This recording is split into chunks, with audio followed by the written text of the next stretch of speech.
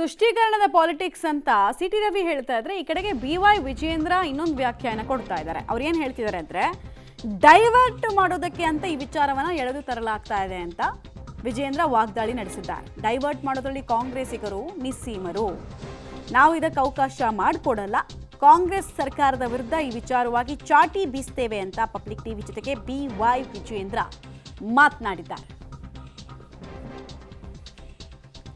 ವಿಚಾರ ಉತ್ತರ ಕನ್ನಡ ವಿಚಾರ ಇಟ್ಕೊಂಡು ಹೋಗ್ತಾ ಇದ್ದೀರಾ. ಸರ್ಕಾರ ಒಂದೆರಡು ವಿಚಾರ ತಂದ್ಬಿಟ್ಟು ಡೈವರ್ಟ್ ಮಾಡೋ ಪ್ರಯತ್ನ ಮಾಡ್ತಿದ್ಯಾ ಅಂತ. ಯಾಕೆಂದರೆ ಒಂದು ದ್ವೇಷ ಭಾಷಣ ಮಸೂದೆ, ಇನ್ನೊಂದು ಟಿಪ್ಪು ವಿಚಾರ. ಇದರಲ್ಲಿ ಭಾಳ ನಿಸ್ಸೀಮರಿದ್ದಾರೆ ಕಾಂಗ್ರೆಸ್ ಅವರು. ಹೇಗೆ RCB ಕಾಲ್ ತುಳಿತ ಪ್ರಕರಣದಲ್ಲಿ ಸರ್ಕಾರದ ಅಯೋಗ್ಯತನದ ನಡವಳಿಕೆ ಏನಿತ್ತು, ಮುಖ್ಯಮಂತ್ರಿಗಳು ಉಪಮುಖ್ಯಮಂತ್ರಿಗಳ ಮಧ್ಯೆ ಪೈಪೋಟಿ ಪ್ರಚಾರವನ್ನು ಗಿಟ್ಟಿಸ್ಕೊಳ್ತಕ್ಕಂಥ ನಿಟ್ಟಿನಲ್ಲಿ ಏನು ಮಾಡಿದ್ರು, ತನಿಖೆಯಲ್ಲಿ ಅವ್ರಿಗೆ ಬೇಕಾದಂಥ ತನಿಖಾಧಿಕಾರಿಗಳನ್ನು ಹಾಕಿ ಎಲ್ಲರನ್ನೂ ಕೂಡ ಬಲಿಪಶು ಮಾಡಿ ಇವರು ತಪ್ಪಿಸ್ಕೊಳ್ಳೋಂಥ ಕೆಲಸ ಮಾಡಿದ್ರು. ಈಗೂ ಕೂಡ ಸದನದಲ್ಲಿ ರಾಜ್ಯದ ಜ್ವಲಂತ ಸಮಸ್ಯೆಗಳ ಬಗ್ಗೆ, ರೈತರ ಸಮಸ್ಯೆಗಳ ಬಗ್ಗೆ ಚರ್ಚೆ ಮಾಡ್ತೀವಿ ಅಂತ ಹೇಳಿದ್ರೆ ಈ ಥರ ವಿಚಾರಗಳನ್ನು ತೆಗೆದುಕೊಬಂದು ಡೀಟೇಲ್ಸ್ ಕೊಡ್ತಾರೆ ರವೀಶ್ ನೇರ ಸಂಪರ್ಕದಲ್ಲಿ. ರವೀಶ್, ನವೆಂಬರ್ 20ನೇ ತಾರೀಕಿನ ಸುತ್ತಮುತ್ತ ನೋಡಿದಾಗ ಯಾವ ನಾಯಕರು ಬಾಯಲ್ಲೂ ಟಿಪ್ಪು ಜಯಂತಿ ಬಗ್ಗೆ ಬರಲಿಲ್ಲ, ಈಗ ಯಾಕೆ ಬರ್ತಾ ಇದೆ, ಏನೇನು ವ್ಯಾಖ್ಯಾನಗಳು ಕೇಳಿ ಬರ್ತಾ ಇದೆ? ಅಂತ ಪ್ರಮುಖವಾಗಿ ಕಾಂಗ್ರೆಸ್ನ ಸದಸ್ಯನ ಈ ಒಂದು ಪ್ರಸ್ತಾಪದ ಬಗ್ಗೆ ಕಾಂಗ್ರೆಸ್ಸಿಗರಿಗೆ ಕೆಲವರಿಗೆ ಗೊತ್ತಿಲ್ಲ ಅಂತ ಹೇಳಲಾಗ್ತಾ ಇದೆ. ಹಾಗಾಗಿ ಇದನ್ನ ಮುಖ್ಯಮಂತ್ರಿ ಮತ್ತು ಉಪಮುಖ್ಯಮಂತ್ರಿಗಳು ಯಾವ ರೀತಿ ತೆಗೆದುಕೊಳ್ತಾರೆ ಅನ್ನೋದು ಕೂಡ ಕಾದು ನೋಡಬೇಕಾಗುತ್ತೆ.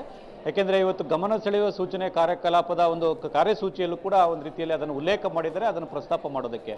ಹಾಗಾಗಿ ಬಹುತೇಕ ಅದಕ್ಕೆ ಅವಕಾಶ ಸಿಗುವಂತಹ ಸಾಧ್ಯತೆ ಕೂಡ ಜಾಸ್ತಿ ಇರುತ್ತೆ. ಯಾಕೆಂದರೆ ಇಡೀ ಒಂದು ಕಾರ್ಯಸೂಚಿ ಏನಿದೆ, ಆ ಕಾರ್ಯಸೂಚಿಗಳನ್ನು ಎಲ್ಲವನ್ನು ಕೂಡ ನಡೆಸೋದಕ್ಕೆ UT ಖಾದರ್ ಅವರು ಈಗಾಗಲೇ ಮುಂದಾಗಿದ್ದಾರೆ. ಹಾಗಾಗಿ ಯಾವುದನ್ನು ಕೂಡ ನಾವು ಬಿಡೋದಿಲ್ಲ ಅಂತ. ಆ ಕಾರಣಗಳಿಗೋಸ್ಕರ ಗಮನ ಸೆಳೆಯುವ ಸೂಚನೆ ಬರುವಂತಹ ಸಂದರ್ಭದಲ್ಲಿ ಅದು ಪ್ರಸ್ತಾಪ ಆಗುತ್ತೆ.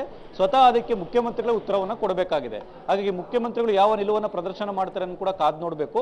ಯಾಕೆಂದ್ರೆ ಈ ಹಿಂದೆ 2016ರ ಸಂದರ್ಭದಲ್ಲೂ ಕೂಡ ಇದೇ ಮುಖ್ಯಮಂತ್ರಿ ಸಿದ್ದರಾಮಯ್ಯ ಅವರು ಒಂದು ರೀತಿಯಲ್ಲಿ ಟಿಪ್ಪು ಜಯಂತಿ ಆಚರಣೆ ಮಾಡಿದಂಥ ಸಂದರ್ಭದಲ್ಲಿ ಏನೆಲ್ಲ ಆಯಿತು ಅಂತ ಎಲ್ಲರಿಗೂ ಕೂಡ ಗೊತ್ತಿದೆ. ಬ್ಯಾಂಕ್ವೆಟ್ ಲಾಲ್ನಲ್ಲಿ ಸರ್ಕಾರದ ವತಿಯಿಂದ ನಡೆಸಿದಂಥ ಸಂದರ್ಭ ದೊಡ್ಡ ಮಟ್ಟದಲ್ಲಿ ಒಂದು ರೀತಿಯಲ್ಲಿ ಹೋರಾಟವೂ ಕೂಡ ನಡೀತು. ಮಡಿಕೇರಿಯಲ್ಲಿ ಹೋರಾಟಗಳಾಯಿತು, ಒಂದು ಸಾವು ನೋವು ಕೂಡ ಸಂಭವಿಸಿತು ಈ ಒಂದು ಸಂದರ್ಭದಲ್ಲಿ. ಹಾಗಾಗಿ ಇದನ್ನು ಯಾವ ರೀತಿ ತೆಗೆದುಕೊಳ್ತಾರೆ ಅನ್ನೋ ಕೂಡ ಕಾದು ನೋಡಬೇಕಾಗಿದೆ. ಆದರೆ ಈ ಒಂದು ಬಂಡೆಪ್ಪ ಕಾಶಪ್ಪನವರ ಈ ಒಂದು ಅಂದರೆ ವಿಜಯಾನಂದ ಕಾಶಪ್ಪನವರ ಈ ಒಂದು ಪ್ರಸ್ತಾಪದಿಂದಾಗಿ ಕಾಂಗ್ರೆಸ್ ಒಳಗಡೆ ಕೂಡ ಸಾಕಷ್ಟು ಚರ್ಚೆ ಆಗ್ತಾ ಇದೆ. ಹಾಗಾಗಿ ಅದನ್ನು ಏನಾದರೂ ನಾವು ಪರಿಶೀಲನೆ ಮಾಡ್ತೀವಿ ಅಂತ ಏನಾದರೂ ಮುಂದಕ್ಕೆ ಹಾಕ್ತಾರೋ ಅಥವಾ ಇವತ್ತೇ ನಿಲುವನ್ನು ಪ್ರಕಟ ಮಾಡ್ತಾರೋ ಕೂಡ ಕಾದು ನೋಡಬೇಕಾಗುತ್ತೆ.